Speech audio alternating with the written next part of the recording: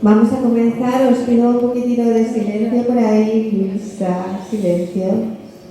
Vamos a comenzar con la ponencia y muchas gracias por estar aquí.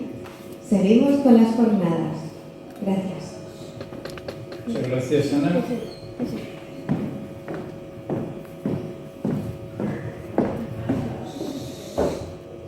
Bueno, seguimos. ¿Me veis bien todos? Sí, porque yo no os veo. ¿Se podría dar un poquito de luz a la sala?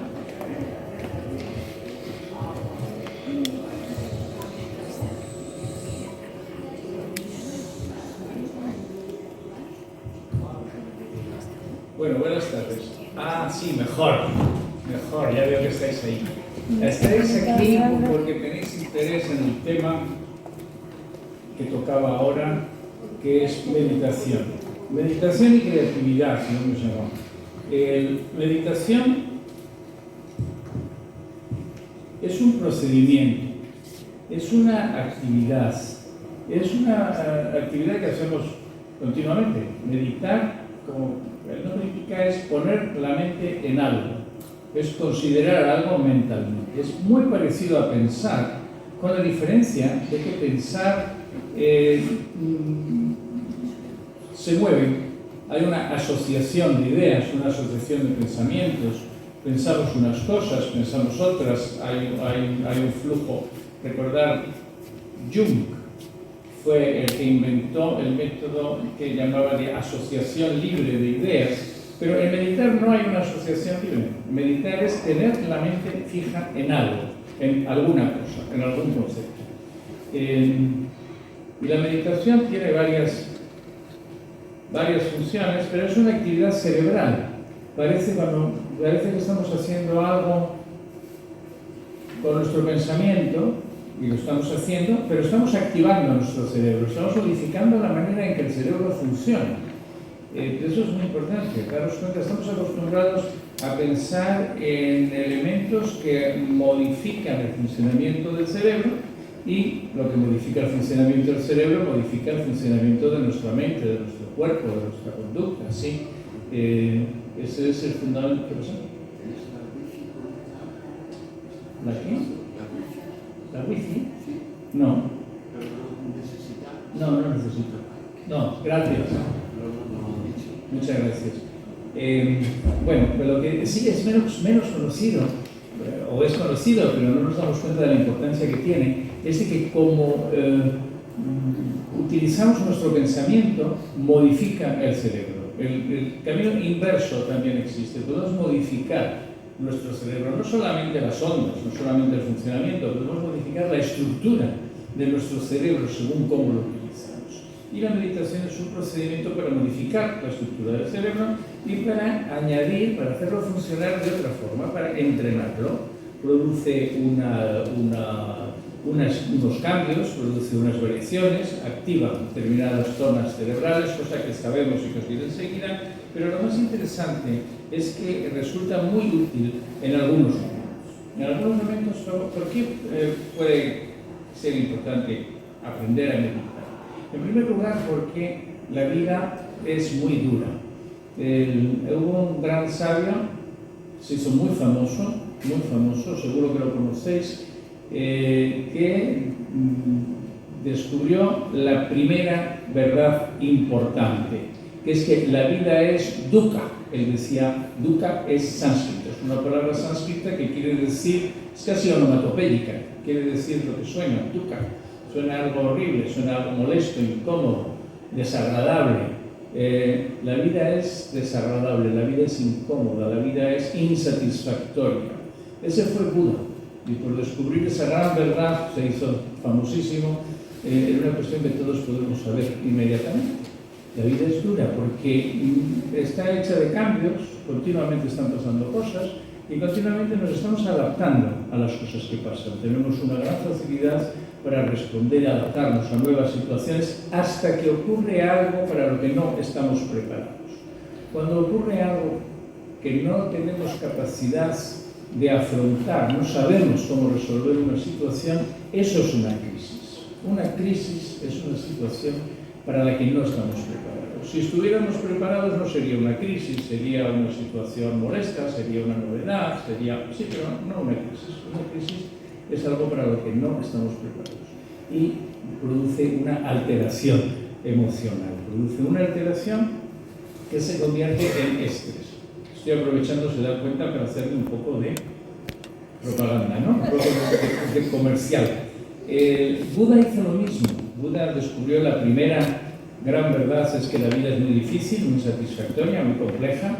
La segunda es que la causa de esa insatisfacción es el apego, él decía, es el desconocimiento realmente. La traducción del sánscrito ha sido difícil, pero ahora los estudiosos están de acuerdo en que la traducción más apropiada es que la razón del sufrimiento es la ignorancia. Y ese sufrimiento se puede curar, se puede resolver. Entonces, Buda, ahí viene el cuarto paso de Buda, que decía, y la solución es un método que yo he inventado que se llama el óctuple camino. No sé, los que estéis aquí presentes tenéis ya alguna idea de meditación, seguro que ya sabéis algo, os suena lo de Buda. Buda descubrió un método que lo llamó el óctuple camino. Y los dos últimos pasos del óctuple camino son la meditación, son dos pasos de meditación. Yo he estado estudiando varios, desde Buda hasta nuestros días, e incluso antes de Buda. Cuando Buda empezó a meditar, cuando le interesó aprender el método, resulta que ya había maestros que enseñaban a meditar. Ya estaban los yogis. Los yogis están enseñando meditación desde hace 5.000 años. Y cuando Buda llegó, ya llevaban 2.000 años funcionando. Los maestros yogis enseñaron a Buda la técnica y Buda la aprendió y decidió que quería otra, porque no la acaba de convencer, y descubrió otro método. Ya tenemos hace 2.500 años por lo menos 2 métodos de meditación, y después con el tiempo han ido surgiendo más, han ido apareciendo más variantes, más métodos, más formas. Realmente estamos hablando de una capacidad humana, una capacidad que todos tenemos de utilizar nuestra atención, nuestra concentración de cierta forma, y con eso inducir unos cambios importantes en cómo funciona nuestro organismo, cómo funciona nuestro cerebro, cómo funciona nuestra mente. Esto os estoy poniendo en la pantalla, si lo veis, un estudio que hice con la doctora Trujillo, en el que estudiamos un montón de métodos, estudiamos algo así como 20 métodos distintos de meditación, 20 escuelas de meditación diferentes, la mayoría de ellas derivadas del yoga, algunas derivadas del budismo, nuestro propio método de entrenamiento autógeno, que se llamaba entonces, y aplicando un cuestionario que está al final de mi libro de Autogenics, y descubrimos que en todas las técnicas de meditación ocurren fenómenos parecidos. Estamos utilizando la atención de manera parecida y los resultados son parecidos. Hay unos fenómenos, si queréis, hay muchas. Se aplican la terapia, las técnicas de meditación, está el yoga, el vipassana, que fue la técnica específica que descubrió Buda. Buda aprendió la meditación yoga y después inventó la meditación. El vipassana, está la meditación trascendental, que os sonará de hace mucho tiempo. Está la nueva Mindfulness-Based Stress Reduction, más conocida como Mindfulness por corto, y luego hay otras técnicas, Biofeedback, la relajación de Jacobson, y en la lista he añadido Autogenics, que es la técnica, es una técnica que se utiliza en medicina psicosomática desde hace muchos años. He trabajado en el tratamiento de enfermos con enfermedades médicas, psicosomáticas, médico-psicosomáticas, como el asma, en que mejora mucho con el tratamiento con Autogenics, otras enfermedades como la hipertensión, aparte de temas de estrés, de temas de ansiedad, etc. En el último pandemia, la pandemia del COVID, que la recordáis, que todos la hemos vivido, y muchos las hemos vivido encerrados durante algún tiempo, que fue particularmente en Madrid, donde yo vivo actualmente, fue particularmente dramática, aparte de en otros sitios, y pasamos a enseñar el método por Zoom, por internet, no podíamos enseñarlo presencialmente. Entonces adquirimos una gran cantidad de alumnos para aprender el método Autogenics por Zoom. Hicimos una encuesta entre ellos y resultados los publicamos en una revista internacional, Frontiers in Psychology, y el título dice: el entrenamiento autógeno mejora la percepción de la salud física y psicológica, cosa que ya sabíamos que iba a pasar, ya preveíamos que iba a salir eso así, pero y una cosa nueva, y también de las capacidades de relación interpersonal. Y eso dije, qué interesante, las capacidades de relación interpersonal, ¿qué querían decir? Habían observado las personas que practicaban, que habían aprendido esta técnica, que seguían practicando, que tenían más paciencia con los demás, que se llevaban mejor con la gente, que tenían menos miedo al COVID, enfermaban menos y con mayor levedad y estaban más tranquilos, pero lo más interesante es que mantenían la calma con los demás, tenían un aumento de la empatía. Nos pareció un dato muy, muy interesante. Entonces, os voy a decir, ¿qué pretende esta técnica Autogenics? Pretende primero tres cosas. Uno, aumentar la respuesta de relajación. La respuesta de relajación es un término técnico. En la vida normal decimos relajarse, me relajo tomando una cerveza con los amigos, oyendo música, ese es el lenguaje vulgar. En lenguaje técnico científico llamamos relajación a una respuesta automática del organismo, una respuesta en la que se produce un cambio en cómo funciona el cerebro, se activan determinadas zonas y se produce un estado de calma psicológica y también de variaciones fisiológicas, disminución de la presión arterial, aumento de la actividad de ondas alfa en el cerebro, disminución del ritmo cardíaco, cambios bioquímicos, disminución de las hormonas de estrés, del cortisol, etc. Esa respuesta de relajación es lo contrario a la respuesta de estrés. ¿Imagináis? Tenemos la capacidad de estresarnos, sí, ante circunstancias estresantes o ante cualquier tontería, porque en nuestro mundo actual estamos muy acostumbrados a estresarnos por cualquier cosa, pero tenemos otra zona del cerebro que se encarga de producir la reacción inversa, la reacción de relajación. Si lo pensáis, cuando una parte de nuestro cerebro hace una cosa, hay otra parte que hace otra. Por eso decimos estar equilibrado. Estar equilibrado quiere decir que nada se dispara. Si me tengo que estresar un poquito, pero en cuanto cambia o desaparece la causa del estrés, lo siguiente que ocurre es que aumenta la calma para compensar, para recuperarse. Bien, la respuesta de relajación. El segundo es la... ¿Se ve? Bien. Segundo paso interesante, apertura al mundo interno. ¿Qué es el mundo interno? Estamos todos ahora en el mismo sitio, ¿no? Estamos aquí en el mismo sitio, estamos en el mundo externo, porque está fuera de nosotros y es común, lo compartimos, casi todos estamos viendo lo mismo y estamos compartiendo una experiencia. Este es nuestro mundo externo, que está fuera. Pero, si cerráis un momento los ojos, ¿queréis cerrar los ojos un momento? Y de repente nos hemos cortado del mundo externo y percibimos otra cosa distinta. Percibimos nuestro mundo interno, nuestro mundo hecho de, podéis abrirlo ya, de nuestras imágenes, nuestros recuerdos, nuestros sentimientos. El mundo interno se está formando continuamente. El mundo interno es inmenso, porque guarda todas las cosas que nos han pasado desde el primer momento de nuestra vida, desde el primer momento en que tuvimos conciencia hasta el presente, no solo las que nos han pasado, sino las que nos hubieran podido pasar, las que hemos imaginado, las que hemos construido unas con otras, las que nos han dicho. Ese es el mundo interno. El mundo interno generalmente está inaccesible, relativamente inaccesible, y en el estado de meditación se amplía la mente. Inicialmente, recordáis que se empleaba el término estados alterados de conciencia para hablar a los estados meditativos, y de hace mucho tiempo me propuse cambiar, no me hace mucho caso, pero creo que el cambio es una buena idea. Es estados ampliados de conciencia, no es que sean alterados, es que son ampliados, percibimos más cosas.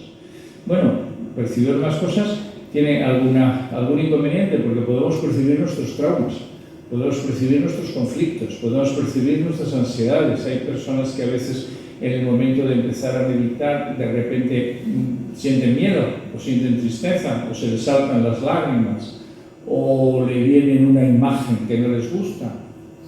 Puede ocurrir, también puede ocurrir que no pase nada, que se quede la mente en blanco, que perciban solamente el estado de paz, que les vengan imágenes agradables. Puede ocurrir cualquier cosa, porque estamos entrando en contacto con un mundo desconocido al que habitualmente no tenemos acceso. Y la mente se amplía y percibimos todo lo que tenemos organizado, como en los sueños, por ejemplo.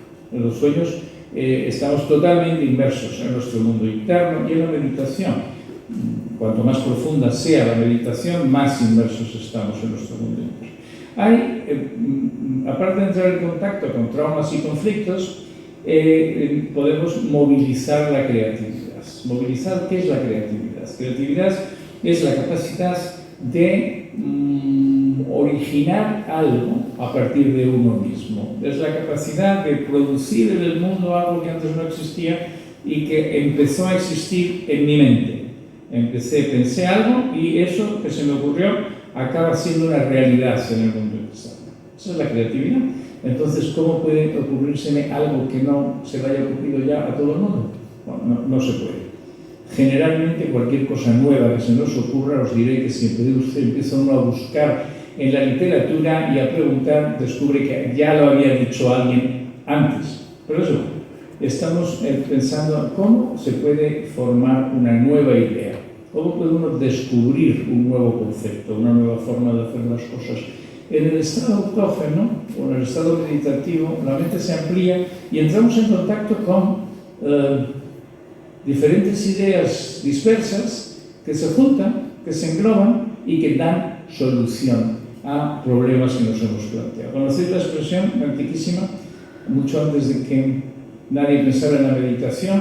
Una expresión española que dice, lo voy a consultar con la almohada. ¿Os suena? ¿Conocéis?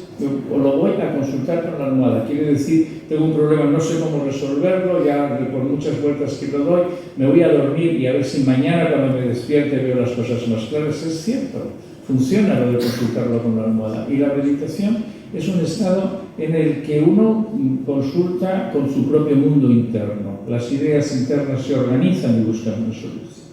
Bueno, y luego tiene otro tercer aspecto, otra que es lo que llamamos la reconstrucción, que es la modificación.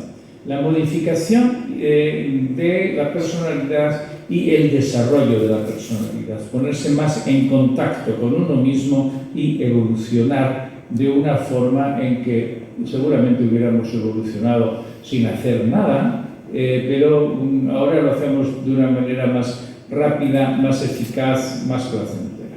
Son los tres grandes aplicaciones de la meditación general y de autogénesis. ¿Qué diferencia hay?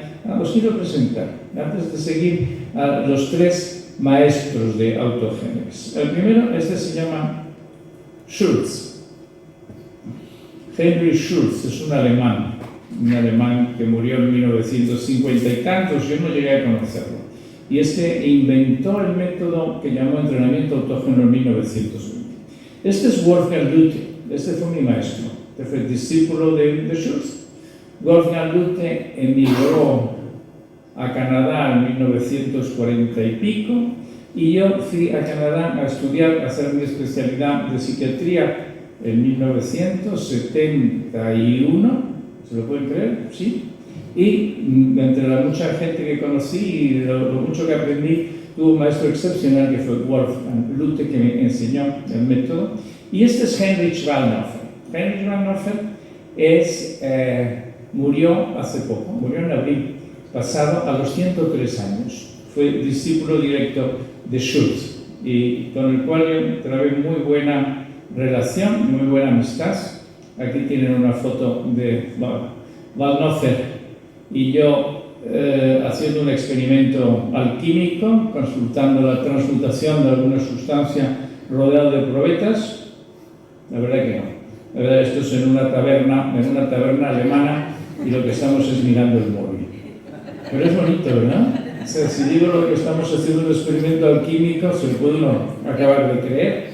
No, estábamos consultando y preparando la traducción alemana de mi libro Autogénesis. Autogénesis 3.0 está traducido al alemán con la gran ayuda de Heinrich Waldhofer, que es austriaco.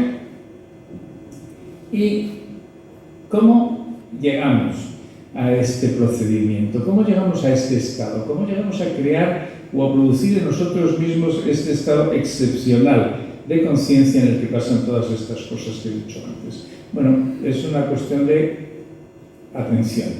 Es una cuestión de concentrar la atención, poner la atención de una manera determinada. Tenemos dos formas de concentrarnos. Una cosa es concentrarse, todos sabemos concentrarnos. ¿Qué fue lo primero? No solo lo primero, sino yo diría que lo más importante que aprendieron ustedes en la escuela. Cuando llegamos a la escuela de niños pequeñitos, entonces nos enseñaron muchas cosas, pero ha habido una a mí que me ha sido útil toda la vida, que es prestar atención, no distraerme, prestar atención.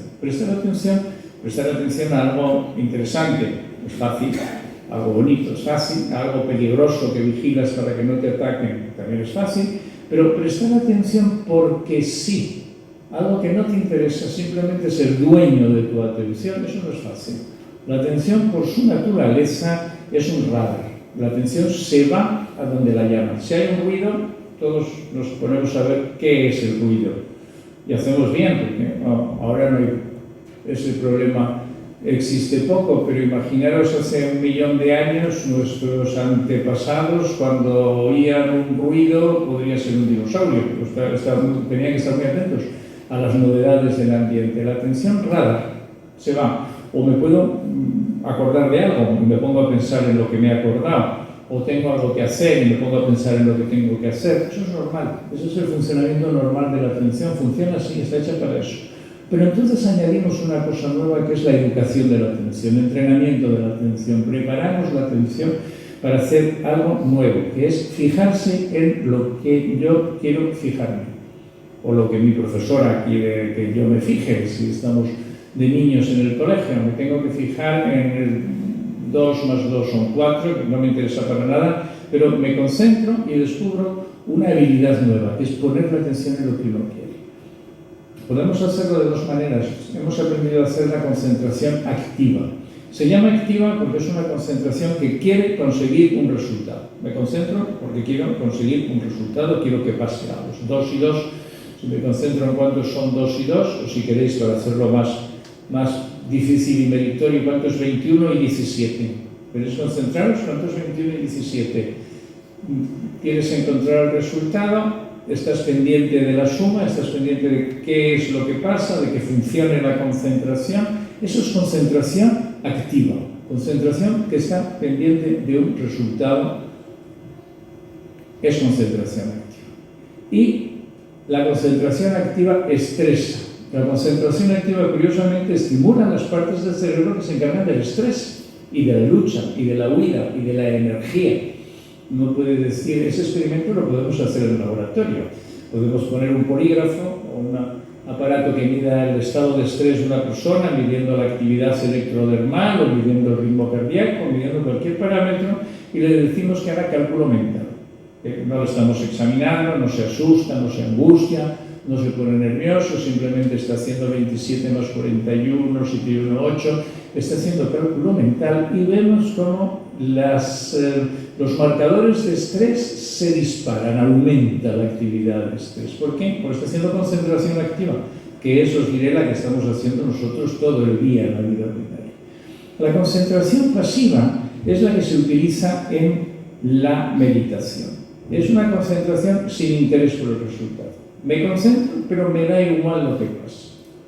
Y vas a decir, si te da igual lo que pase, ¿para qué te concentras? Pues eso estás pensando en las musarañas, pensando en la última película que viste, ¿no? Sí, pero es que la concentración pasiva, curiosamente, activa otras zonas del cerebro que son las que se encargan de la calma. Ese fue un descubrimiento de Schultz. Descubrió que esa forma de concentrarse sin finalidad, nada más que porque sí, activaba, producía la respuesta de relajación. Una respuesta en la que, si estuviera, lo podemos medir con los aparatos apropiados y podemos ver cómo baja el ritmo cardíaco, baja la tensión muscular, baja la actividad electrodermal, en fin, hay un efecto. Solamente, no importa en que te concentres, lo único que importa es que te concentres sin esperar ningún resultado. Bueno, luego está la atención dispersa, la atención que no va a ningún sitio, la atención saltante, saltarina de todos los días. Si os dais cuenta, os fijáis, estáis la mayor parte del tiempo, estamos distraídos pensando en cualquier cosa que se nos ocurre, nos viene una idea, luego nos viene otra. Concentración es tener la mente fija en algo y no dejar que se vaya. Y si se va, pues la recogemos y la volvemos a poner. Esa es la base de todos los procedimientos de meditación. Si queréis, veis aquí un modelo, un mapa de estados de conciencia. Estos son estados de conciencia. Y aquí veis mundo externo. El mundo externo, el mundo que nos rodea, estamos en contacto con el mundo externo, pero si os dais cuenta, al mismo tiempo que estamos en contacto con el mundo externo, estamos en contacto con nuestro mundo interno. O es decir, nos estamos fijando en lo que yo estoy diciendo, en lo que está pasando afuera, sí, pero al mismo tiempo también estoy pensando en otras cosas, estoy atando cabos, estoy entre el mundo interno y el mundo externo, están en un continuo intercambio. Ese es el estado. Pero aquí empezamos las técnicas de meditación. Las técnicas de meditación van por el lado T de tranquilidad o de estimulación trofotrópica, más técnicamente, y tenemos primero el estado autógeno. La técnica autogénix induce un estado especial de conciencia más próximo a la normalidad. Es el estado más próximo al estado normal. Después vienen las técnicas Zen, el Zen y el Vipassana, si queréis. Inducen un estado de conciencia más profundo o más amplio. El yoga induce un estado de conciencia aún más profundo. Y finalmente, si todo se va haciendo muy bien, uno llega al estado de nirvana, a la desconexión total del mundo y la conexión total dentro de uno mismo, dentro de la esencia de la existencia. En autogénix no llegamos tan profundo. No es una técnica mundana y lo procuramos estar en un estado que está relativamente cercano al estado normal, a la conexión con el mundo externo, a la conexión con el mundo externo. ¿Queréis ver? Este es mi cerebro. Ahí, bueno, así viéndome por fuera, no se nota cómo es por dentro, porque es raro, ¿verdad? Pero es más bien esta forma. Y estas zonas verdes son las zonas que se activan cuando estoy haciendo concentración en autógena, cuando estoy haciendo la meditación con el método de autógenos. Pareció tan interesante esta idea que conseguí convencer a 15 personas, a 15 compañeros y amigos que están hacia aquí, unos cuantos, no están todos, pero bueno, es un grupito de los que participaron conmigo en un experimento. Creo que todo me parece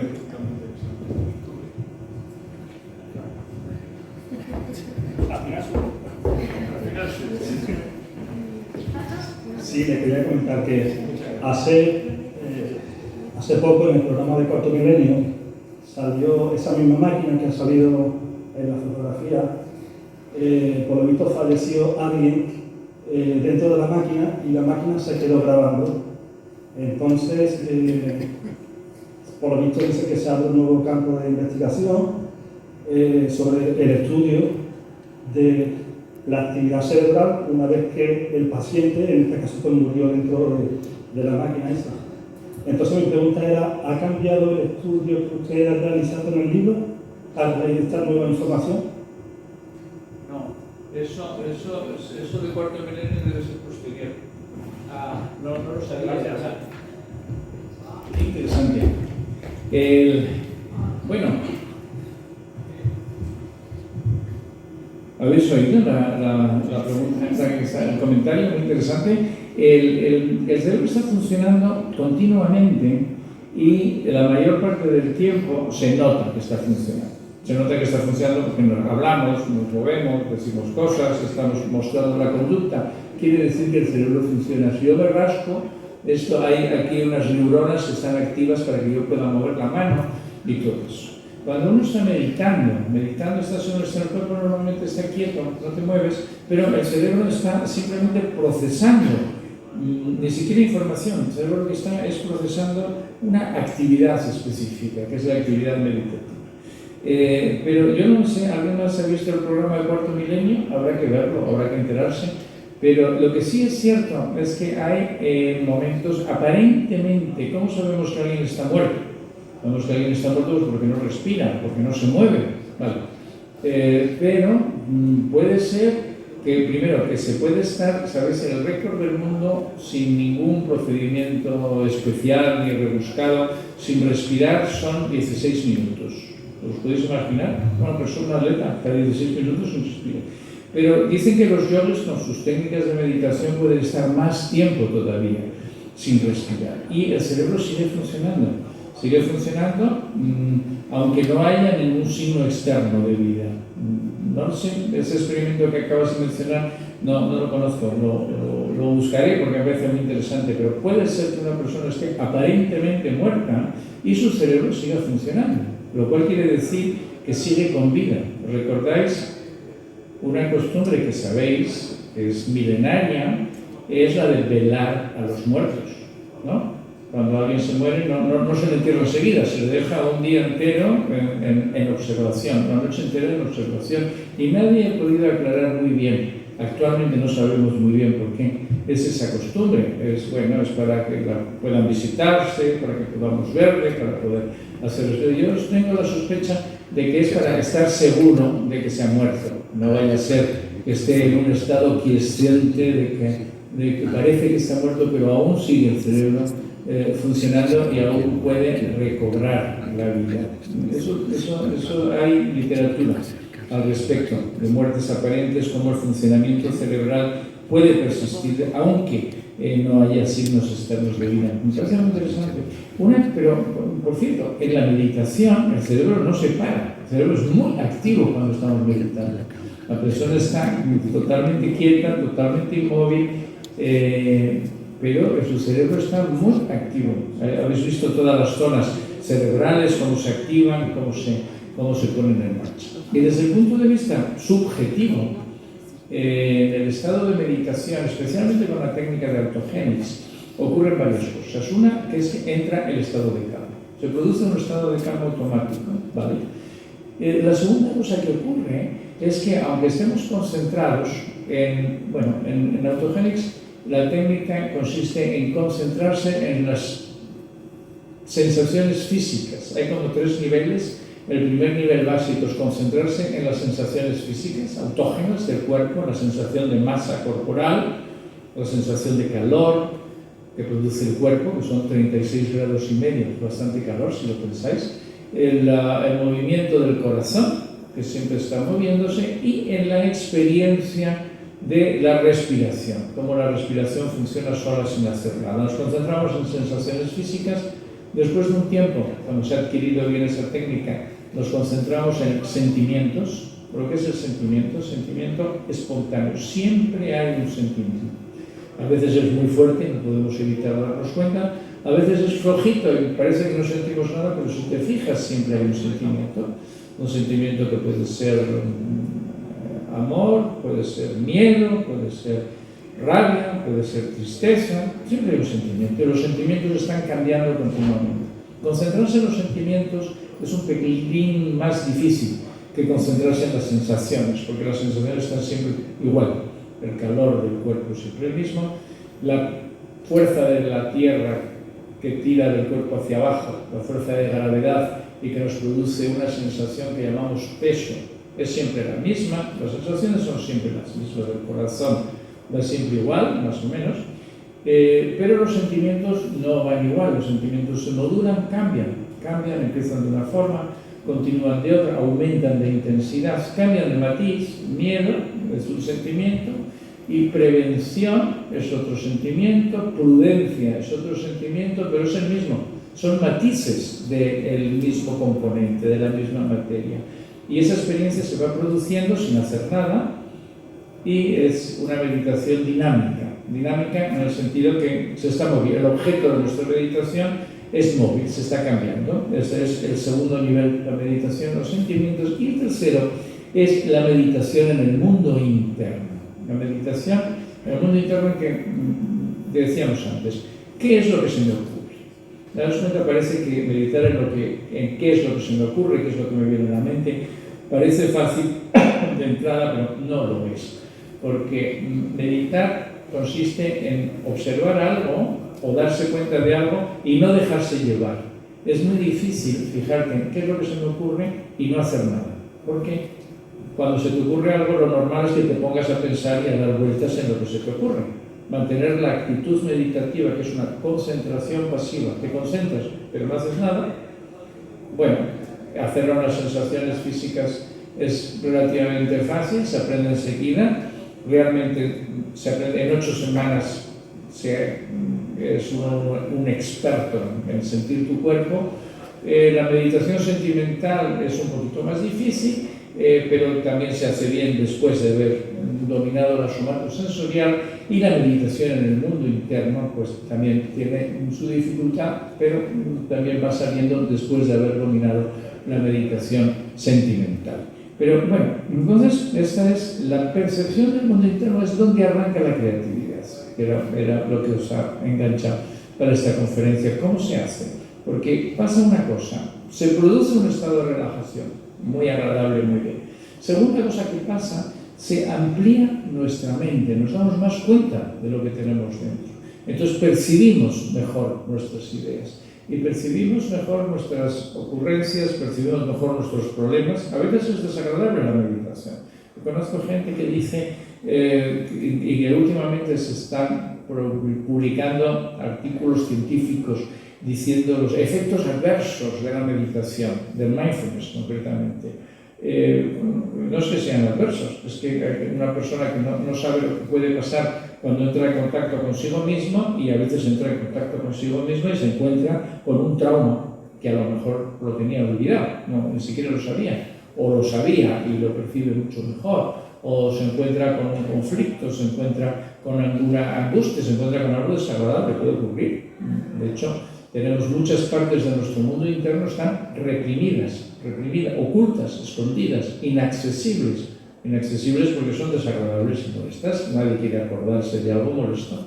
Y al ampliar la mente en la meditación se van disolviendo las barreras internas y uno se va percibiendo mejor. Si queréis, puesto en el plan positivo, eso es lo que se llama conocerte a ti mismo, entrar en contacto contigo mismo, conocerte mejor. Puesto en plano negativo, pues esto es un efecto adverso que yo no quería que me pasara, no quería sentir esta mala experiencia. Tienes que saber que este contacto interno, progresivamente, lo que va haciendo es disolviendo todos los problemas que no se han podido resolver en su momento. Va reconstruyendo las dificultades internas. Porque, ¿veis esto? ¿Conocéis este sistema de los dos cerebros, los dos hemisferios cerebrales? Tan interesante. Tenemos el cerebro como dos partes, como igual tenemos dos orejas. Lo que pasa es que las orejas funcionan más o menos igual, las dos sirven para oír igual, pero los dos lados del cerebro no funcionan igual. En muchas cosas funcionan igual, pero hay una mitad del cerebro que es lógica, procesa palabras. Si yo pongo la palabra casa, escribimos casa y tú lees casa, el hemisferio izquierdo ve la C con la A, K, y la S con la SA, casa, ve las letras. Pero el hemisferio derecho ve una imagen, ve la imagen de la casa. Esa es la diferenciación de los hemisferios. Y los dos hemisferios están unidos. Bueno, aquí en el dibujo se ve que están separados, pero eso es una anomalía. Lo normal, y gracias a esta anomalía se descubrió que tienen funciones diferentes. Cuando están unidos, la información que está en un lado del cerebro se transmite al otro. Decimos casa y al mismo tiempo sabemos cómo se escribe, y al mismo tiempo vemos o recordamos la imagen de una casa. Pues entonces, mira, aquí lo tenéis más bonito, como el funcionamiento de los dos hemisferios. Un fenómeno que ocurre con autogénesis es que esta conexión interhemisférica funciona mucho mejor, se activa la conexión interhemisférica. Por eso, ¿conocéis esa experiencia que a veces vamos a decir algo y no se acuerda, no encuentra la palabra, dice, lo tengo en la punta de la lengua. O uno quiere hablar de una persona y no recuerda la palabra, no recuerdas el nombre. Eso hay una desconexión. Cuando tenemos una idea, un concepto, una experiencia, pero no podemos ponerla en palabras, quiere decir que los dos hemisferios no están bien conectados. No están bien conectados, hay una desconexión. Y entonces esa desconexión con Autogenics mejora la conexión interhemisférica. ¿Dejáis que os haga un test antes de seguir? Me voy a decir, ¿qué color son las letras? A ver, ¿de qué color es esa letra? Rojo. ¿Nadie ha dicho verde? Muy bien. ¿Y esta otra? Verde. Muy bien. Esta es genial. ¿Y esta? Blanco. Alguien me ha dicho rojo. Gracias. Gracias por decir rojo, porque si no el test... Bueno, fijaros, si tu hemisferio izquierdo es muy potente, ves rojo. Ves rojo. Pone rojo. Pero si tu hemisferio derecho es potente, entonces ves blanco. ¿No? Es blanco, ¿no? Esta letra es blanca y pone rojo. Esto es una disonancia. O sea, un hemisferio ve rojo y el otro hemisferio ve blanco. Es interesante, ¿no? O sea, parece una tontería. Pero entonces en la vida muchas veces nos encontramos en situaciones en las que verbalmente las decimos de una manera, pero experiencialmente la experiencia es diferente. La experiencia es diferente. Esto es, por ejemplo, aquí está. Aquí estamos aprendiendo a sumar. Con un hemisferio izquierdo estamos diciendo 2 más 1 es 3, ¿no? Es verdad, ¿no? Y con el hemisferio derecho estamos viendo un montoncito de manzanas. Estamos 3 manzanas. ¿Cuántas manzanas hay? 3 manzanas y ves 3 manzanas. Si te dicen, aquí hay 6 manzanas y tú ves 3, dices, me están engañando. Entras en una disonancia cognitiva, una desconexión entre los dos hemisferios. No funciona bien la conexión. Eso pasa. Les voy a poner un ejemplo. ¿Se lee la letra? Sí. Este es un dibujo de mi maestro Lute, que era muy buen médico y muy buen profesor, muy buen meditador, pero no, como dibujante no era muy bueno. Pero bueno, es un sketch. Entonces aquí se ve un niño, se supone que es un niño que está recibiendo una educación infantil, una educación religiosa, y está, le dicen, le están enseñando, obviamente en un colegio súper religioso, y le dicen, mirar el pecho de las chicas es un pecado. Bien. Y por otro lado, el chico dice, pues a mí me gusta. Se le está creando un conflicto entre los dos hemisferios. Verbalmente, mirar algo sexual es un pecado que te lleva al infierno, que es algo muy malo y muy horroroso, y experiencialmente, la experiencia, la gestalt que se dice, es decir, pues a mí me gusta, o sea, se está creando un conflicto, una discordancia interhemisférica. Se está creando un problema, o no se está creando ningún problema, pero si se lo cree, se está archivando información contradictoria en los dos hemisferios. Aquí tenéis otro ejemplo. ¿Ves la cara? Esto se supone que esto es una maestra. ¿Ves la cara? La maestra, ¿la veis? Que cara parece que es más bien enfadada, ¿no? Tiene un aspecto, ¿se ve bien? Un aspecto como enfadado, cruel, así con cara de odio. Y está diciendo, me gusta enseñar, soy siempre amable y paciente. Entonces, el cerebro del niño, por un lado, dice, esta tía es una bruja, esto es peligroso. Y por el otro lado está oyendo las palabras y dice, oh, qué bien, me ha tocado una profesora que es muy amable y muy paciente. Se está creando otra vez una información contradictoria.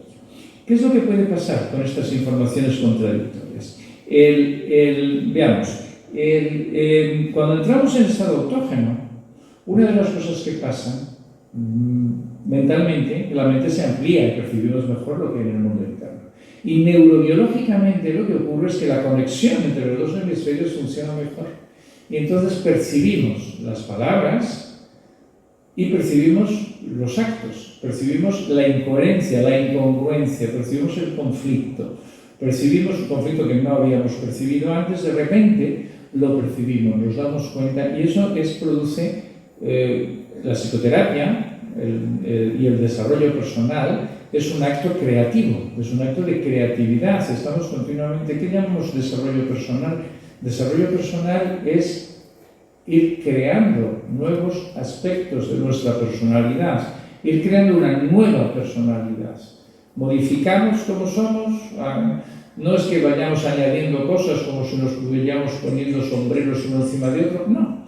Modificamos el conjunto y lo hacemos de otra forma. De hecho, cuando eso es muy llamativo y muy aparente, puedes decir, es que fulanito es una persona distinta. O sea, ha cambiado tanto, su personalidad se ha desarrollado de tal manera con algo que le ha pasado, con algo que ha hecho, que es una persona distinta.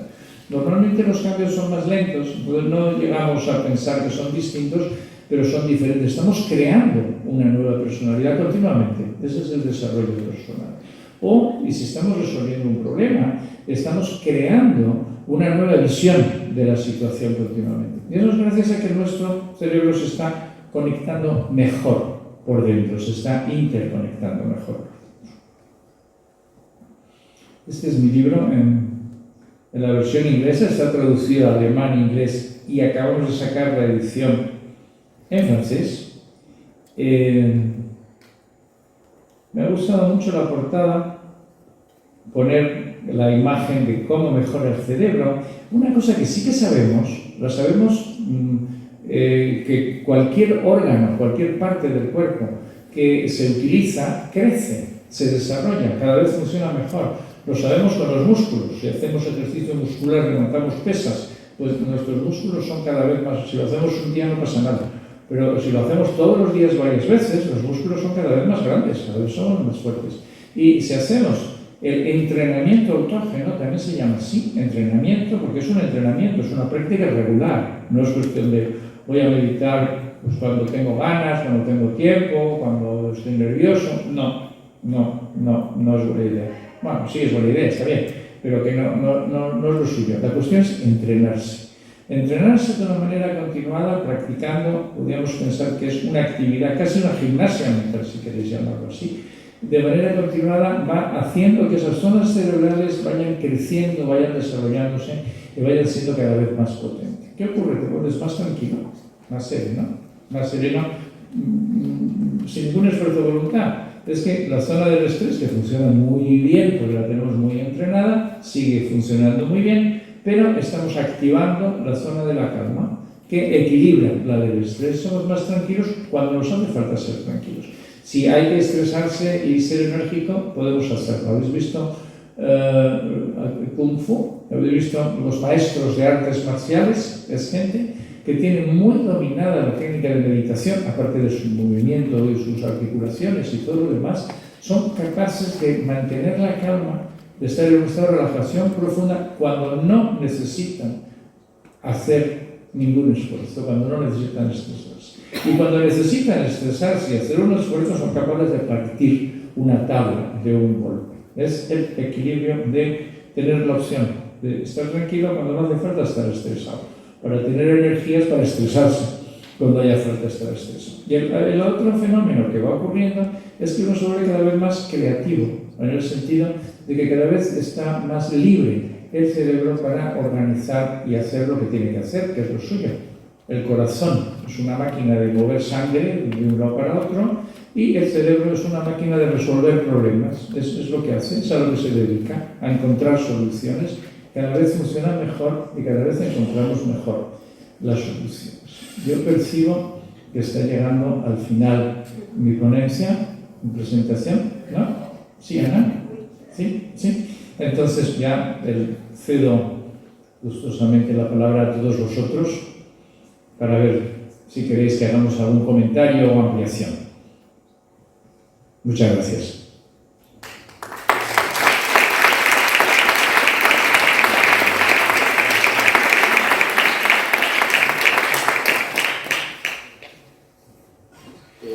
¿Podría hacer un comentario o una pregunta? Por favor, es a lo que estamos, sí. Sí, Pero lo que no sé es si tienes una voz fuerte. Inténtalo a ver si el micrófono. sí, yo creo que sí me oyes. ¿La disonancia cognitiva podría interferir en la personalidad? Entiendo que sí. Obviamente. Bien, entonces la disonancia cognitiva tendría algo que ver con los trastornos de personalidad. Verás, un trastorno, me gusta mucho la pregunta, ¿sabes por qué? Porque tenemos que empezar por ponernos de acuerdo qué es la personalidad y qué es un trastorno de personalidad. En psiquiatría el término trastorno de personalidad se utiliza mucho para aquellos trastornos, o sea, estamos claros que es un trastorno. Un trastorno quiere decir que esto no está funcionando bien, porque esta persona está creando problemas para sí mismo y para los demás, pero no sabemos cómo llamarlo. O sea, no es una psicosis, no es una ansiedad, no es una... Entonces lo vamos a llamar trastorno de personalidad. Un trastorno de personalidad es una forma de comportarse que crea problemas. Y una personalidad es una forma de comportarse. Todos tenemos nuestra personalidad. Hay quien es tímido, es una personalidad introvertida, no le gusta hablar, piensa mucho, prefiere estar a solas. Tenemos personalidades que son extrovertidas y que son muy sociables y que hablan mucho y tal. Pero son formas normales de ser, digamos normales porque no crean mucho problema. Son formas de ser, eso es una personalidad, una forma de ser, de comportarse bastante estereotipada. Tenemos gente muy flexible. La persona más sana que podemos imaginar seguramente no tendría personalidad en el sentido específico, sino que sería una persona adaptada a las circunstancias. Una persona que cuando está estudiando podría ser totalmente reconcentrado, introvertido y solo le preocupan sus estudios, y que cuando sale con los amigos a una fiesta o a una reunión, pues muy dicharachero, muy contento, se ríe mucho, baila muy bien, se adapta a las circunstancias, una personalidad en que es multifunción, podríamos decir, todoterreno. Pero bueno, la mayoría de nosotros tenemos una personalidad definida. Entonces, un trastorno de la personalidad es una personalidad definida que sistemáticamente hace las cosas mal. Sistemáticamente hace algo que le crea problemas a sí o a los demás. ¿Y qué es? La disonancia cognitiva son dos ideas que no encajan. Es algo que es una aporía. Aporía, yo uso el término aporía para diferenciarlo de conflicto. Un conflicto es una cosa que está bien, o sea, que tú la quieres hacer y a ti te gusta, pero que a los demás no quieren que la hagas. Por ejemplo, los conflictos antiguamente eran sobre todo religiosos. Hay muchos conflictos morales de que yo quiero hacer esto, pero no está bien que lo haga. Entras en conflicto pero las dos cosas son posibles. Puede ser. Te puede gustar mirar el pecho a las mujeres y al mismo tiempo tener remordimientos y ir a confesarte porque piensas que eso es un pecado, pero las dos cosas son verdad al mismo tiempo. Y hay otra cosa que es la aponía, que es que son dos cosas que pueden ser verdad, pero no juntas. Si ocurre la una, no puede ocurrir la otra. Ese es el grado máximo de disonancia cognitiva. Y los trastornos de personalidad están basados en una forma de interpretar la realidad que no es correcta, en la que muchas personas con trastorno de la personalidad no es que se comporten de una manera difícil, inadecuada, molesta y peligrosa para sí mismo y para los demás, porque son tontos y quieren hacerse daño. No, es que ven el mundo de una forma en la que si pudiéramos ver el mundo como lo ven ellos, nos parecería correcto. Sí, un paranoico, que es un trastorno de la personalidad, una persona desconfiada, que siempre está pensando que la gente le quiere hacer daño, que le quiere engañar. Si pudiéramos ver el mundo como él lo ve, pues pensaríamos que tiene razón. También nosotros seríamos desconfiados y pensando que todo el mundo nos puede querer engañar. ¿Te he contestado? ¿O quieres añadir algo? Lo quería relacionar la disonancia cognitiva.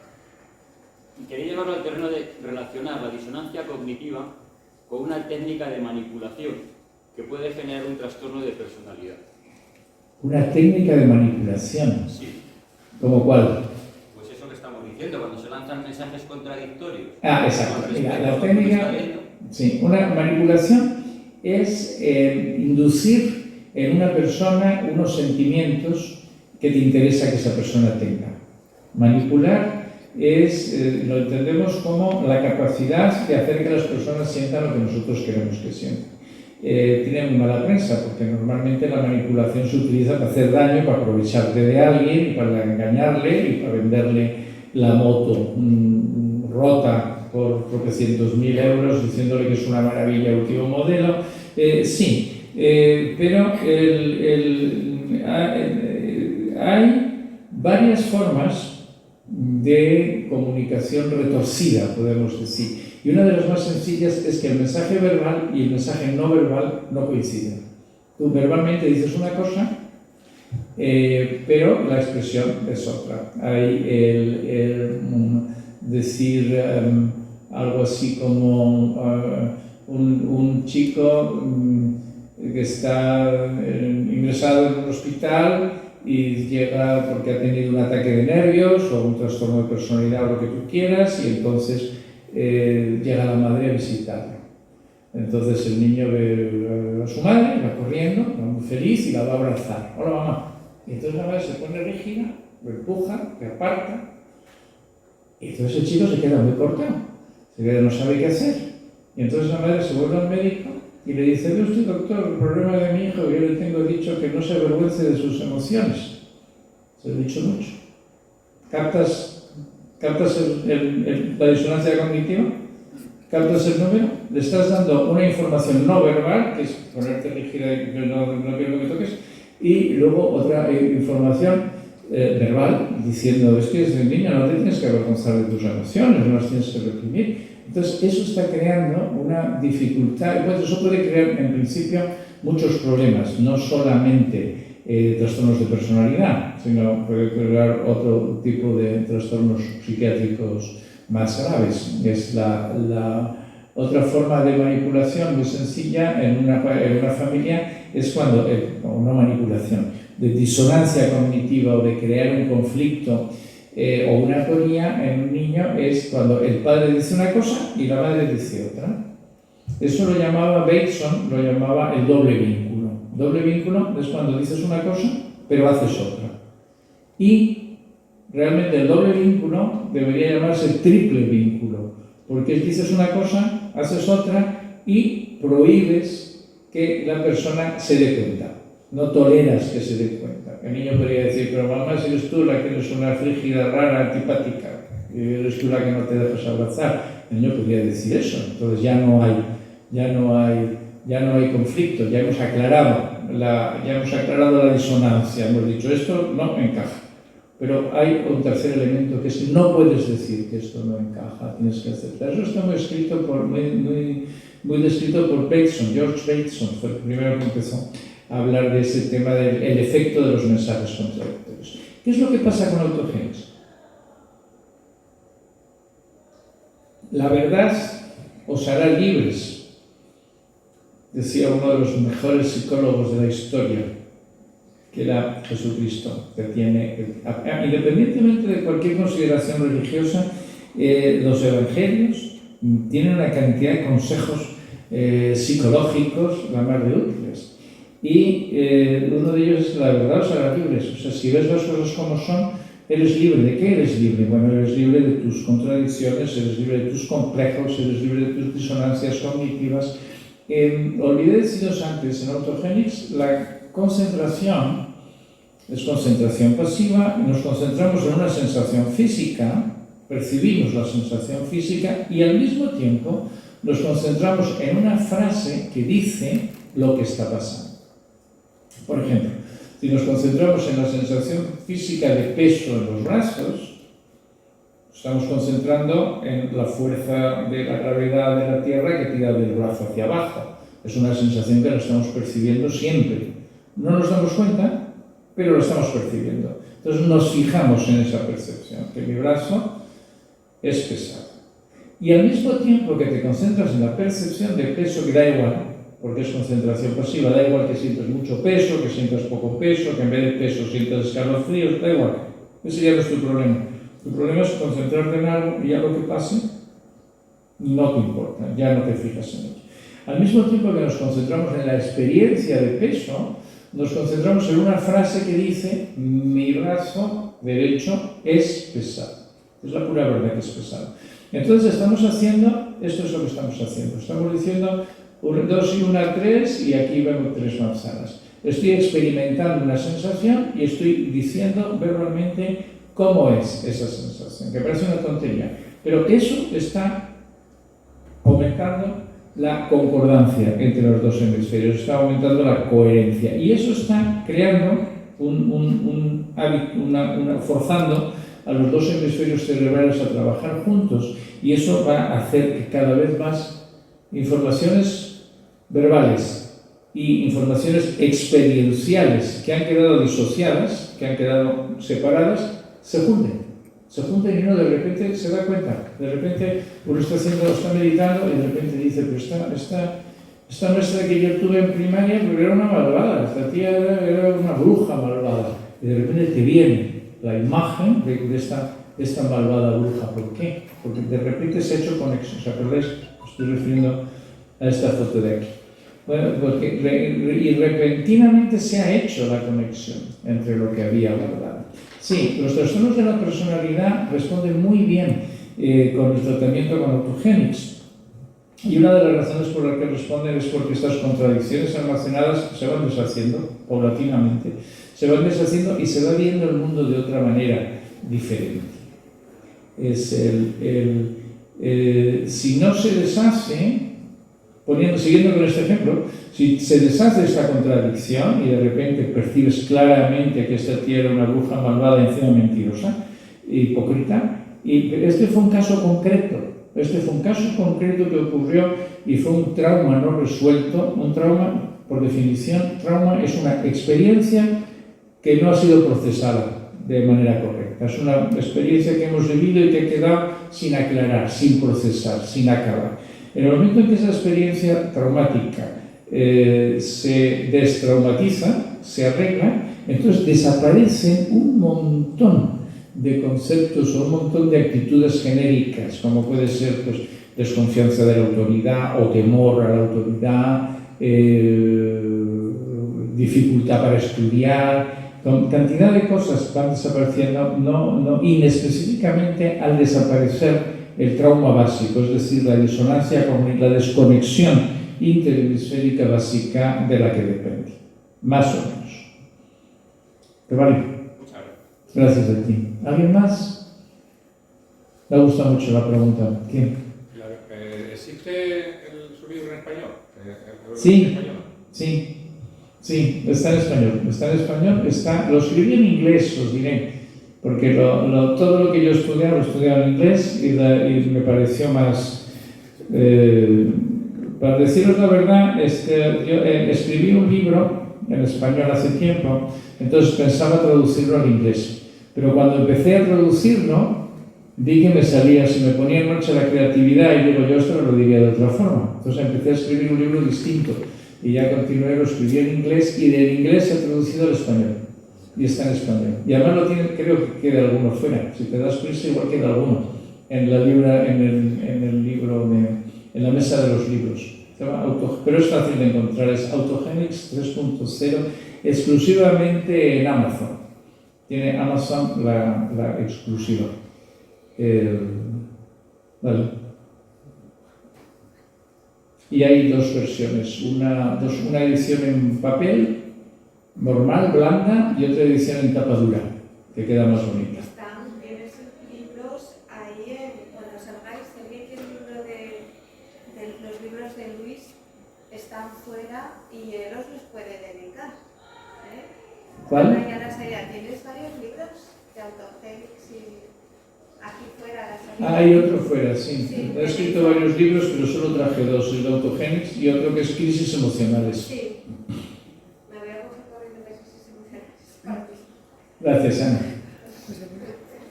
Doctor, ¿Más preguntas? yo quería preguntar. Adelante. Buenas tardes. Primero. ¿No hay un micro por ahí abajo?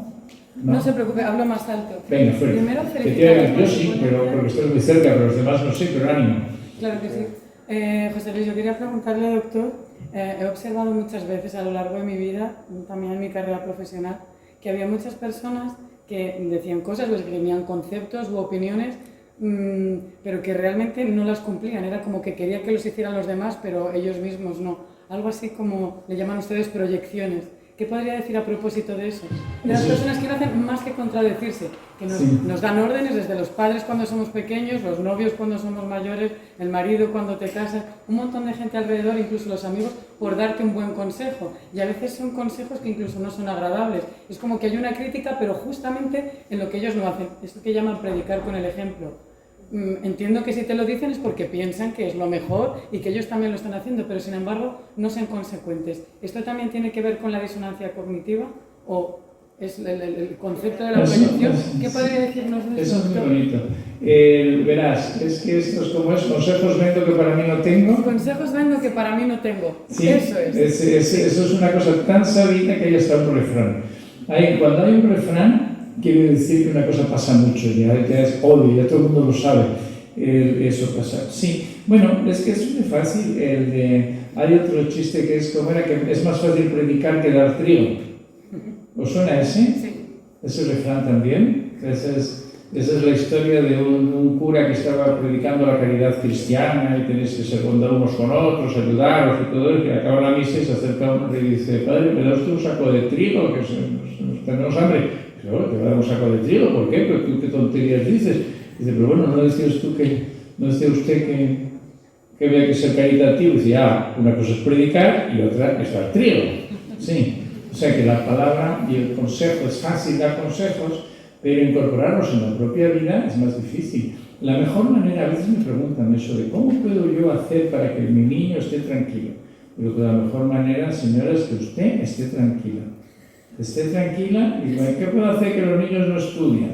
¿Y ustedes en casa qué hacen? Pues yo suelo estar haciendo mis cosas y el marido viendo la televisión, y el niño quiere que el niño se ponga a estudiar. Pónganse ustedes a leer, a estudiar, a hacer algo y verán cómo el niño copia. Se aprende mejor por el ejemplo que por la orden, que por las instrucciones. Pero hay otra cosa distinta, y es que, verás, una cosa son las palabras, otra cosa son los conceptos. Una palabra transmite una idea. Y otra cosa son las vivencias. Vivencias es lo que uno vive en el corazón. Entonces, si no puedes decir, sí, pues el ejemplo del cura es buenísimo. Dice, sí, amaros los unos a los otros. Eso son palabras. Dice, oiga, padre, debe 1.000 euros que no llegó a fin de mes. Oiga usted, eso ya es otra cosa, ya son vivencias. Vivencias son actitudes. Hay muchas cosas de boquilla, además está súper sabido. Tenemos la expresión, ¿eso lo dices de boquilla o de corazón? Fíjate, es súper sabido. Entonces, hay una diferencia entre la cuestión, volviendo a lo de los hemisferios si queréis, hay una diferencia entre los conceptos que tenemos verbales, verbalmente lo sabemos, y otra cosa distinta es saberlo experiencialmente, tener la vivencia. Vivencia es como la experiencia, es una experiencia viva, es una capacidad de sentir, de vivir algo de verdad, y a eso lo puedes poner palabras, sí, pero también puedes poner las palabras sin las vivencias. Es algo que hacen muy bien los hipócritas, hacen eso todo el rato, están poniendo palabras muy bonitas, pero no están diciendo lo que sienten. Y mucha gente normal y sana y feliz pues hace lo mismo, con ganas de ayudar, te dicen, pues tendrías que hacer esto. Digo, ya, pero tú no lo haces. Digo, sí, bueno, yo no lo hago, pero tú lo tendrías que hacer, sería mejor para ti. Eso me gusta mucho. Ahí en el capítulo 3, cuando estaba escribiendo el libro, pensé en eso mismo que estás preguntando tú, y entonces escribí un capítulo entero que no tiene nada que ver con el resto del libro, que se llama Palabras, Conceptos y Vivencias. Y digo, la vivencia, o sea, las palabras son como asas. Es como el asa, como una taza que tiene un asa, es una palabra para agarrar la taza, y la taza es el concepto, ¿no? La idea, la frase, lo que significa la frase. Y la vivencia es lo que el café, el té, el chocolate o el caldo, lo que hay dentro de la taza. Entonces, las palabras son asas, no sirven para nada. Bueno, tienen poco valor. La taza vale un poco más, pero lo que verdaderamente importa es la vivencia, vivir las cosas.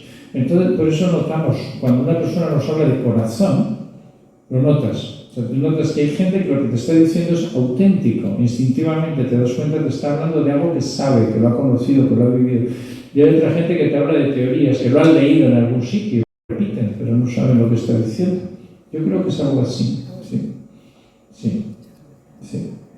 Bueno, de todas formas, cuando alguien te da un consejo sin corazón, pues hay que darle las gracias por el esfuerzo que está haciendo, por querer ayudar, pero hay que darle las gracias sin corazón, igual de boquilla. Dime. Quiero preguntar su opinión sobre Joe Dispenza. Me gustaría saber Ay, qué Joe piensa Dispenza, usted es genial el de tío. Joe Dispenza y sus últimas investigaciones de la meditación con la neurociencia y el campo cuántico. Es muy buen comunicador. Es un actor magnífico, excelente y proyecta muy bien. Todas las cosas que transmite, pues no sabemos. O sea, habría que ensayar. Por sus obras los conoceréis, por sus frutos. Es algo, sí, transmite los conceptos cuánticos y los conceptos de la energía y los conceptos del poder de la mente, y todo eso anima mucho, ¿verdad? Hay como tres grandes enfoques, digamos, en todo este mundo de la mente. Uno es, que podríamos decir, el filosófico, el aspecto filosófico. El aspecto filosófico es el pensar pues, lo que es la mente, lo que es el cuerpo, lo que son las energías cósmicas, lo que es el hecho, lo que esta mañana hablábamos de la trascendencia, lo que hay fuerzas que operan y que no son personales, o sí son personales, pero no son de mi persona. Bueno, podemos decir los conceptos y la filosofía. Hay otro, que es otro ejemplo, que es el que a mí me gusta, que es el cómo se hace. Lo práctico. O sea, decirle a alguien, oye, estate tranquilo, como tú preguntabas. El buen consejo de decir, oye, estate tranquilo, no pierdas los nervios, el consejo es excelente. Pero, ¿cómo se hace? ¿Cómo se hace? ¿Cómo se hace lo de estar tranquilo? Hay que aprender una técnica, hay un procedimiento. A mí eso es lo que me gusta, es el cómo se hace. Y luego está el tercer factor, que es lo que podríamos llamar el marketing, que es lo que podríamos llamar la difusión de todos estos conceptos. Yo eso lo admiro, me gustaría a mí tener habilidades de marketing y que además de tener habilidades que me gustaran. Joe Dispenza tiene enormes habilidades de marketing y además le gusta, lo hace. Hay otra persona también interesante, ¿cómo se llama? Eckhart Tolle. Eckhart Tolle es otro excelente comunicador, el poder de la hora, que transmite muy bien lo que podríamos llamar la ampliación mental y lo que podríamos llamar el no dejarse llevar por el pasado ni por el futuro. Cuando hablamos de vivir en el ahora, lo que estamos diciendo es el que no tener nuestra atención puesta en lo que estamos haciendo. No estar pendientes en qué es lo que va a pasar, ni tampoco pendientes en qué es lo que ha pasado. Lo que pasó, pasó. O sea, ya no está ocurriendo, ya no existe. Y lo que va a pasar, pues todavía no ha pasado, tampoco existe, tampoco está ocurriendo. Lo que está ocurriendo ahora es el presente. Mi amigo José María Poveda, no sé si Jesús está por ahí, no lo veo. ¿No está? Pues él se lo pierde. Bueno, pues José María Poveda decía, el presente es un regalo. Por eso se llama el presente. El presente es regalo, presente, ¿no? Un presente. Entonces estar en el presente. Eckhart Tolle también es muy interesante cómo transmiten los conceptos, pero ni Dispenza, ni Tolle, ni mucha otra gente dicen cómo se hace. O sea, te dicen que es muy importante estar en el presente, pero ¿cómo se hace? La técnica es. La cuestión cuántica, bueno, hay un físico cuántico, cuyo nombre no recuerdo en este momento, pudo ser Paul Dirac o uno de estos, decía, cuando alguien dice que ha entendido la física cuántica, es que no se ha enterado de nada, porque esto no hay Dios que lo entienda, esto no tiene ningún sentido. No se puede comprender desde el punto de vista de hacerse, desde el punto de vista en que llamamos comprender. Son ecuaciones matemáticas que encajan y que quieren decir una serie de cosas y que todo eso, por eso, desde el punto de vista de la experiencia real, no lo podemos entender. Pero dicho de una forma sencilla, sería como si cada átomo hace lo que le da la gana, pero como son muchos, y uno hace una cosa y otro hace otra, pues al final todos juntos se regulan y acaba ocurriendo algo. Esta botella podría no existir, podría ser, como se dice, fantasma, podría pasar mi dedo a través de la botella, pero como estadísticamente unos átomos van para allá y otros van para allá y otros van para allá, cada uno como quiere, yo no puedo saber lo que un átomo va a hacer, pero lo que sí sé es que todos juntos van a compensarse unos con otros y van a acabar haciendo una botella. Muy bien, esa sería la teoría. Entonces,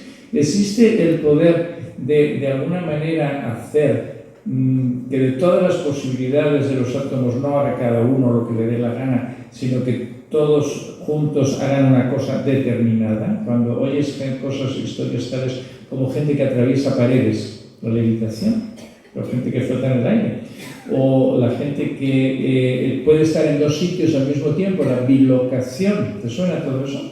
O sea, todas esas cosas pueden ocurrir. O sea, todo consiste en que los átomos que están todos moviéndose de tal manera que la pared es sólida, en algún momento se muevan de tal manera que dejen un hueco y puedas pasar y atravesar paredes, atravesar muros. No sé. Bueno, otra cosa es que, hablando de eso, me acaba de ocurrir, que es que la física cuántica está empezando a ocupar un poco el lugar de los milagros. Cuando ocurre una cosa, en vez de decir es un milagro, decimos es un fenómeno cuántico, que también es otra forma de decirlo. No sé si te he contestado bien, no sé si... No, solamente quería la opinión, su opinión. Porque claro. Usted ha dicho al principio que la meditación de autogénesis primero en el físico y luego en el sentimiento, donde se pone el foco, ¿no? Sí. Y yo he pensado, dice, medita a través de las emociones elevadas, es decir, del sentimiento de gratitud y de amor una vez que ya se ha llegado y que así se puede entrar al campo cuántico. Sí. Quería saber, ¿no?, qué diferencia había entre uno y otro y qué pensaban ustedes de diferencia. En la cuestión de la sí, eso lo dice mucha gente, por eso te decía que es un gran marketing. Marketing que no es nada malo, quiero decir, cómo expresar una idea de tal manera que a la gente le impacte y le llame la atención. Pero eso los budistas lo están diciendo hace mucho tiempo, lo de concentrarse en sentimientos que llaman constructivos, sentimientos positivos, sentimientos que crean el bien. Los sentimientos, yo digo que todos los sentimientos son constructivos. Que el problema no es que un sentimiento sea bueno o otro sea malo, lo destructivo no son los sentimientos, lo destructivo es qué es lo que haces con los sentimientos, eso es otra cosa. O sea, la rabia es un sentimiento en principio destructivo, pero es un sentimiento que está informándote de que hay algo o alguien que está invadiendo tu espacio, que está invadiendo tu vida o que está oponiéndose a tu progreso o a tu proyección. Es una información, no es más que eso, es una información. Lo destructivo o lo constructivo es como tú utilizas esa información. Si sientes rabia y te dedicas a pegar a la gente, eso es destructivo. Tus actos son destructivos. La información es aquí hay alguien que no te deja pasar. Si buenamente dices, perdón señor, me deja pasar que quiero ir por allí, y le das las gracias, pues tu sentimiento te ha dicho hay alguien que no me deja pasar y lo has resuelto de una manera constructiva. Esos son los sentimientos en general. En autogénesis tenemos dos formas de meditar en los sentimientos. Uno sobre los sentimientos espontáneos que surgen solos. Y entonces, si tú aceptas que tienes sentimientos espontáneos automáticos, te das cuenta que tienes algunos sentimientos muy desagradables, que es la razón por la que los bloqueamos, es porque son desagradables. El miedo, la pena, la rabia, la tristeza. El problema está que cuando un sentimiento se bloquea, no corre, se atasca. Un sentimiento empieza, continúa y termina. Son como las tormentas. Acaba, si les dejas acabar. Pero si un sentimiento empieza y lo interrumpes, no lo bloqueas, no lo dejas seguir, no lo quieres sentir, no acaba. Uno puede estar sintiendo mucho miedo por un peligro que ocurrió hace 20 años. Pues ya no ha ocurrido, ya estás en situación segura, ya está todo tranquilo. ¿Por qué sigues sintiendo miedo? Miedo quiere decir la opinión de que algo malo va a pasar. Entonces, con la meditación sentimental, que es permitir que el sentimiento siga su curso, no no luchas contra él y tampoco te dejas llevar por él. Hay dos errores habituales con los sentimientos. Uno es actuarlo, dejarse arrastrar por el sentimiento, y otro es reprimirlo y luchar contra él, de muchas maneras. Una de las maneras es razonando de que yo no debería sentir eso. En la meditación sentimental, capítulo 8 de mi libro, explica cómo aceptar, cómo hacer para que el sentimiento en cierta forma se neutralice, es decir, siga su recorrido y al final se convierta en una información que puede ser banal o puede ser muy importante o puede ser generalmente obsoleta. Dices, sí, eso es cierto, pero eso fue hace mucho tiempo, eso ya no existe, ya es el pasado, o esto es una pura imaginación, no ha pasado nada, lo estás imaginando, pero el sentimiento no entiende. El sentimiento no entiende si una cosa ha ocurrido hace mucho, si está ocurriendo ahora mismo, si pensamos que va a ocurrir pero no podemos saber si va a ocurrir, si es una película, las películas producen sentimientos. Bien, esa es una cosa, la meditación sentimental. Y otra cosa distinta, porque estamos hablando de sentimientos que surgen solos, son espontáneos y uno los sigue, a ver a dónde van, a ver qué pasa. Y otra cosa distinta es la meditación en un sentimiento constructivo, en un sentimiento específico que sabemos que es positivo, un sentimiento que sabemos que es una opinión positiva, auténtica sobre el universo. La bondad. Pensamos que el universo es bueno, que es creativo, que es amoroso. Si no fuera el universo, si no estuviera hecho de amor, no estaríamos aquí. No se hubiera molestado el universo en crearnos y en que nos desarrollemos y en que progresamos. Hay algo, una fuerza creativa, una fuerza positiva, una fuerza de amor en el universo. Entonces, si tú te concentras en sentimientos como el amor, como la existencia. La existencia es el puro hecho de existir. ¿Os suena ese filósofo Descartes que decía, pienso, luego existo? Se esforzó demasiado, no hace falta pensar. Si tú meditas, llega el momento en que te das cuenta de que existes sin más, percibes el sentimiento de existencia. El sentimiento de gozo en lo que uno está haciendo, el gozo en la actividad, el gozo en la vida y en la eficacia de la vida. El sentimiento de compasión. El sentimiento de compasión es el sentimiento de amor junto con el deseo de que todo el mundo esté bien, junto con el deseo de que haya bienestar, de que no sufras. Amor es el placer porque alguien existe. Si tú ves a alguien, sientes placer de que esa persona exista, eso es amor. Y si tú miras un árbol y sientes placer de que ese árbol exista, eso es amor. Y si tú amas a alguien que está sufriendo, pues eres feliz de que esa persona exista, pero te molesta que sufra. Existiría mejor si estuviera feliz, si no estuviera sufriendo. Y entonces esa es compasión, una forma especial de amor que está hecha de amor más el deseo de que todo el mundo sea feliz y que esa persona sea feliz. Entonces, efectivamente, eso se dice hace mucho tiempo, que el concentrarse en esos sentimientos constructivos va produciendo un desarrollo, va produciendo un cambio en la personalidad. Y hablando del universo cuántico, pues de la gente que medita mucho tiempo, que lleva mucho tiempo meditando, empiezan a tener fenómenos especiales que podrías decir que son cuánticos o podrías decir que son paranormales, como por ejemplo empiezan a tener como capacidades telepáticas, se dan un poco cuenta de lo que piensan los demás o por dónde van. Empiezan a tener intuiciones de qué cosas hay que hacer, qué cosas no conviene hacer, de forma un poco, si estuviera aquí Monzó diría esto, sincronicidades. Empiezan a ocurrir casualidades. Casualidades ocurren continuamente, pero la gente que medita tiene más casualidades que la gente que no medita. Hay una explicación muy sencilla, sin ponerse esotérico, que es decir, que es como están más atentos, se dan más cuenta de las oportunidades que surgen a cada paso. Y la persona que está estresada y agobiada y reconcentrada, pues no ve las oportunidades, no se fija. Puede ser, pero sí, ciertamente esa es otra forma de meditar en el sentimiento, que es no en un sentimiento espontáneo que surge, sino en un sentimiento específico que tú lo buscas porque sabes, básicamente, yo considero 4, que son la calma, la existencia, el gozo en la actividad, el gozo en lo que uno está haciendo y el amor.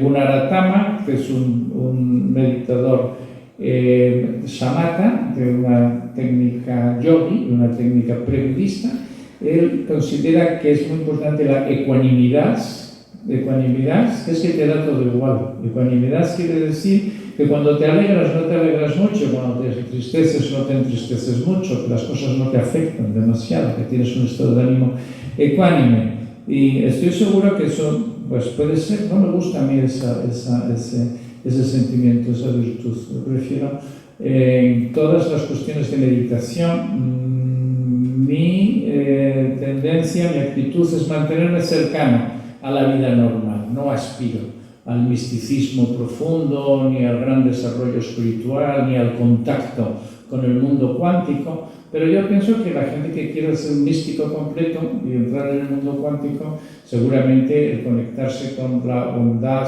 y con la ecuanimidad, pues puede ser positivo. Sí, no sé, ¿te he contestado? Ya, esa es mi opinión, es que está muy bien. ¿Qué? Me caí.